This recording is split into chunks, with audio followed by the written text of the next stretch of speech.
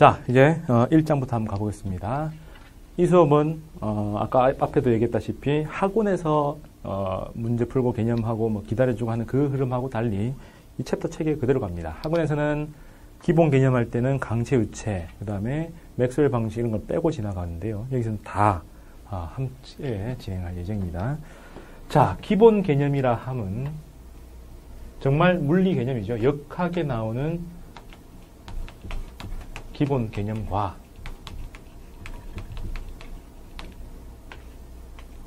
사칙 연산의 의미를 같이 갑니다.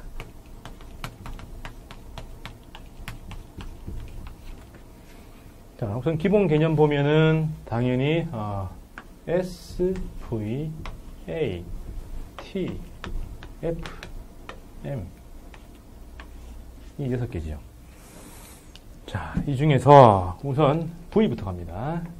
뭐냐면 보통 운동이라고 하면 뭘 운동이라고 하느냐? 잘 생각해보면 운동이라는 거는 손이 이렇게 하는 거하고 이렇게 있는 거하고 얘가 운동하는 거예요, 얘가 운동하는 거예요. 이게 운동하는 거죠. 이렇게 우리가 일상적으로 직관적으로 다 알고 있습니다. 이게 운동을 하는 거고 떨지 말아지, 야 운동하지 마라고 안 합니다. 그렇죠? 그럼 이게 운동하는 건데 이걸 정확하게 설명하려면 어떻게 설명을 해야 되는가를 생각해 보니까 당연히 정지한 사진 속에서는 운동이 있지는 않습니다. 동영상이라는 것은 시간이 흘러가야 있는 거죠. 그래서 시간의 흐름을 전제를 해야 된다. 그 다음에 시간이 흘러가면서 뭔가를 변한다라고 되어 있는데 무엇이, 그 주어가 뭐냐를 찾아보니까 위치가 변하는 거죠. 그래서 위치를 나타내는 S라는 개념을 씁니다. 얘들은 두 가지 이름이 있죠. 변화한 위치라 해서 변이라는 이름도 있고 이동한 거리라는 개념도 있습니다. 요거는 S의 벡터 개념이고 이거는 스칼라 개념이에요. 벡터와 스칼라는 요 다음 장에 있으니까 그때 설명하죠. 아까 조감도 받을 때도 설명한 것처럼 방향성을 띄는 것. 이쪽 방향, 저쪽 방향. 뛰어라고 했을 때 그냥 뛰면은 이건데 저쪽으로 뛰어라고 하면은 저쪽으로 얼마만큼 갔다 와 이거죠. 이쪽을 뛰라 했는데 뒤로 가면은 그거는 무효에 해당합니다. 그래서 방향의 의미가 있는 위치의 변. 그다음에 방향의 의미 없이 그냥 그 양만 있는 그런 것들. 그래서 차이를 두죠. 여튼 위치의 변화를 가지고 우리는 함수로 만들어서 그걸 운동이라고 한다라는 거죠. 그래서 이 개념이 운동인데 그럼 이 둘을 어떻게 연결할 건가를 고민해 보니 세 가지 가능성이 생깁니다. 하나는 자, 여기서 이제 의미가 나타나는데 더하기 빼기는 새로운 개념을 못 만들어요. 양적인 이합집산 정도고 새로운 개념 만드는 것은 곱하기 아니면 나누기입니다. 그러면 두 개념 가지고 새로운 개념을 만들었다고 하니까 더하기 빼기가 아니라 곱하기 나누기로 나갈 테니 두 개를 곱해보고요. 나눠봅니다. 나눌 때 분모에 t가 들어갈 수도 있고 s가 들어갈 수도 있어요. 이건 이게 의미가 없어요. 그래서 뭐 설명 안 하고 그냥 의미 없다 하고 넘어갈 거고 둘 중에 과연 무언가를 생각해보면 이런 게 가능합니다. A, B 두 사람이 있습니다. 똑같은 거리를 달려요. 여기서 출발해서 여기까지 갑니다. 출발해서 여기까지 갔어요. 이 사람은 1초 동안 갔고 이 사람은 2초 동안 갔다라고 하면 누가 더 빨라요? 누가 더 빠르냐라고 하면은 우린 직관적으로 압니다. 자, 하나, 둘, 셋. 여기까지 갈 때 1초, 2초. 얘가 빨랐어 라고 얘기해 주죠. 그건 다 압니다. 물리 몰라도 알아요. 근데 이걸 딱 보고 나니까 얘가 더 빠른데 시간이 더 작을수록 빠르다라고 정의한 거죠. 자, 작을수록 빠르다. 빠른 게 뭔가 좋은 것 같고 작다는 건 나쁜 것 같은데 뭔가 작을수록 크다라는 개념은 비례인가요? 반비례인가요? 네, 반비례죠. 우리 직관에 제일 맞는 거는 클수록 좋은 겁니다. 그죠? 그래서 애들한테 이만한 고민형 줄까, 요만한 고민형 줄까? 당연히 이만한 걸 선택합니다. 근데 이제 조금 더 영악해지면은 이만한 허름한 인형을 줄까, 요만한 피규어에서 아주 정교한 걸 줄까 하면은 이제 요거죠. 게다가 고민형 줄까 아니면 다이아 줄까 하면 다이아. 요즘에는 그럽니다. 그런 것처럼 작아지면은 이제 부가가치가 더 넘어지고 이제 뭐 이런 걸 얘가 그냥 애들한테 큰 조그마한 설탕 가지고 부풀려 가지고 솜사탕, 당연히 솜사탕 그런 것처럼 뭔가 클수록 좋다라고 하는 그 개념이 가장 원초적인 직관입니다. 비례. 근데 그걸 한 번 더 역전시켜 놓은 게 반비례죠. 클수록 나쁘다, 작을수록 좋다라고 하면 반비례죠. 자, 그렇다면 이 개념으로 가면은 숫자로 주어진 똑같은 거리를 달렸을 때 도달할 때 걸린 시간이 작을수록 빠르다 하니까는 반비례 개념이니까 우리 직관에 안노하다예요. 그럼 이걸 갖다가 수정합니다. 똑같은 AB인데 똑같이 1초 동안 달린 거리를 표시를 합니다. 이것도 1초. 이것도 1초. 라고 하니까 얘는 요만큼밖에 못 갈 거라는 게 너무나 당연합니다. 나누기를 몰라도 자를 가지고 대보면 A가 B보다 2배나 빠르다라는 얘기도 나누기를 못해도 다 할 수 있어요. 그래서 얼마나 빠르냐를 정확하게 알 수가 있는 거죠.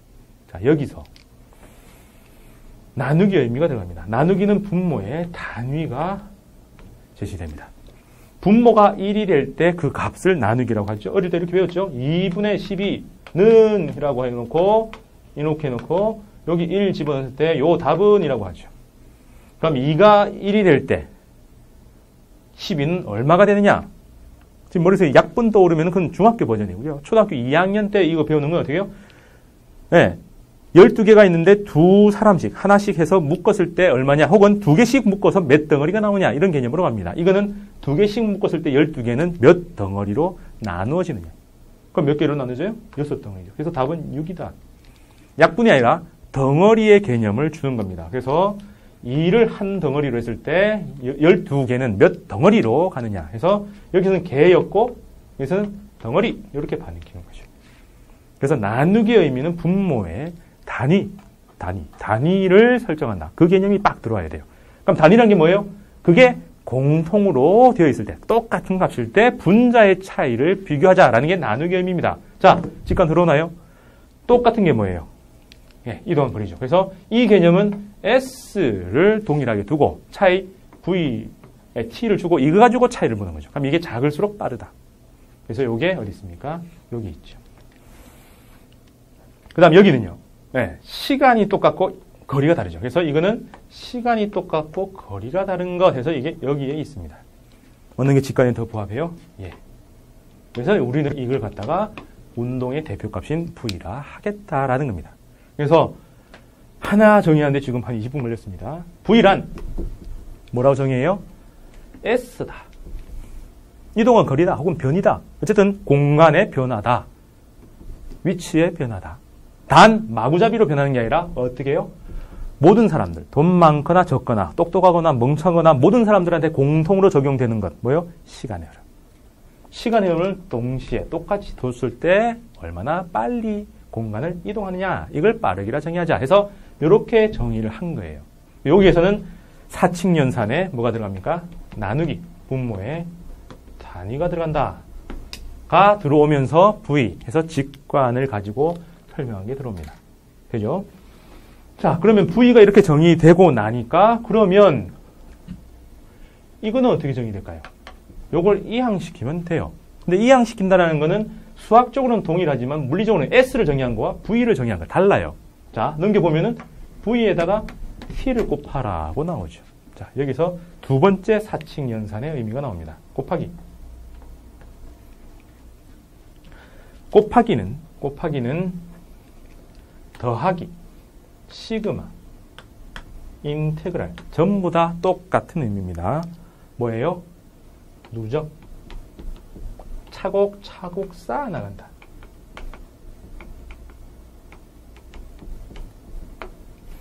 차곡차곡 쌓는다. 이걸 한자말로 하면 누적이죠.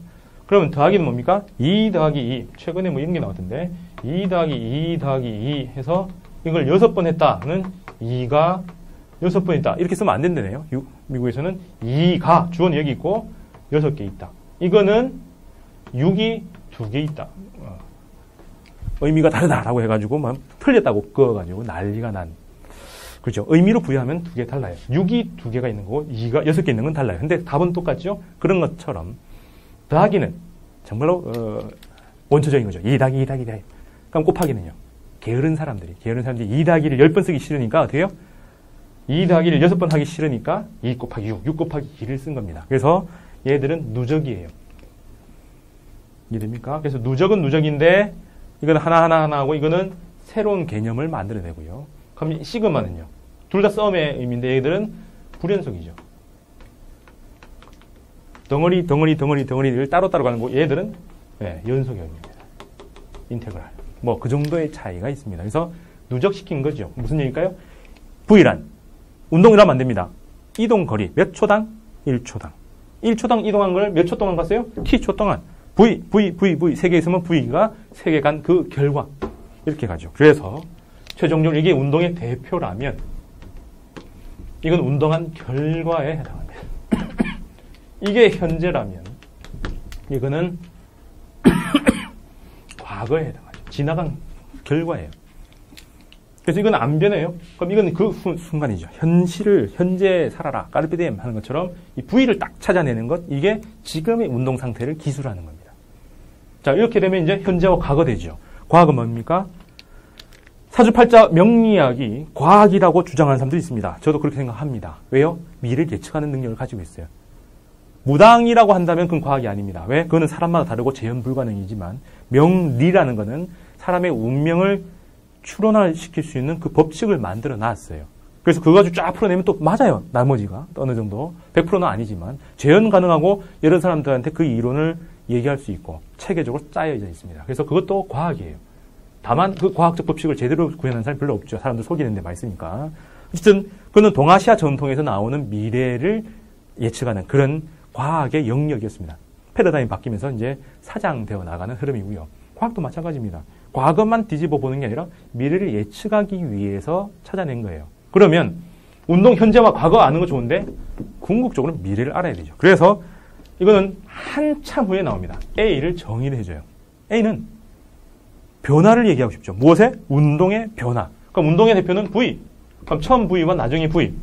이렇게 하면 또 시간이 얼마냐에 따라서 똑같은 변화라도 계속 값이 달라지죠. 그래서 표준화시키기 위해서 또 동일한 시간 동안이라고 해서 똑같은 시간 동안에서 분모의 t를 주죠. 그래서 A라고 정의하고 이거는 변화를 예측하는 겁니다. 달리 말하면 미래를 바라보는 거죠. 그래서 운동의 3요소 SVA를 이렇게 정의하면서 나누기 의미와 곱하기, 더하기 의미까지 확장해야 됩니다. 남아있는 사칙연산은 뭐밖에 안 남았어요? 빼기. 이건 나중에 상대 운동하면 나오는데 이거는 뒤에 기준이 들어가요.